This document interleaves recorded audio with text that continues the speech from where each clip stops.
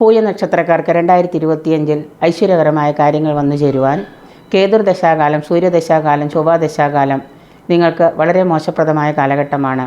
സാധാരണ ശാന്തി കർമ്മങ്ങൾ അനുഷ്ഠിച്ച് ഈ ദശാകാലങ്ങൾ, കേതുർദശാകാലവും ആദിത്യ ദശാകാലവും ചൊവ്വാദശാകാലത്തിലൂടെ കടന്നു പോകുന്നവർ ശാന്തി കർമ്മങ്ങൾ അനുഷ്ഠിക്കുന്നത് നന്നായിരിക്കും. പൂയ നക്ഷത്രം, അനിഴ നക്ഷത്രം, ഉത്രട്ടാതി നക്ഷത്രം ദിവസങ്ങളിൽ നിങ്ങൾ ക്ഷേത്ര ദർശനം പതിവായിട്ട് നടത്തുന്നത് നന്നായിരിക്കും. ഇതിലേതെങ്കിലും ഒരു നക്ഷത്രം, ഇപ്പോൾ പൂയ നക്ഷത്രം നിങ്ങളുടെ പക്കപ്പിറന്നാൾ അന്ന് തന്നെ ക്ഷേത്ര ദർശനങ്ങൾ നടത്തുന്നത് നന്നായിരിക്കും. ശനിയെ പ്രീതിപ്പെടുത്തുന്ന കർമ്മങ്ങൾ, ശനി എന്ന് പറയുന്നത് നിങ്ങൾക്ക് ഏറ്റവും വിശേഷപ്പെട്ട ഒരു ദേവതയാണ്. അതുകൊണ്ട് തന്നെ പൂയ നക്ഷത്രക്കാർ ശനിയെ പ്രീതിപ്പെടുത്തുന്ന കർമ്മങ്ങൾ ചെയ്യുക. ശനീശ്വര പൂജ ചെയ്യുക, ശനീശ്വര ശാസ്ത്ര യന്ത്രം ധരിക്കുക, വ്രതാനുഷ്ഠാനം അന്നേ ദിവസം ശനിയാഴ്ച ദിവസം വ്രതാനുഷ്ഠാനം എടുക്കുക. പൗർണമി നാൾ തോറും വ്രതാനുഷ്ഠാനം ചെയ്യുന്നതും ഒപ്പം തന്നെ ശാസ്താവിനെ പൂജിക്കുന്നതും നിങ്ങൾക്ക് ഏറ്റവും കൂടുതൽ വിശേഷപ്രദമായിട്ടുള്ള കർമ്മങ്ങളാണ്.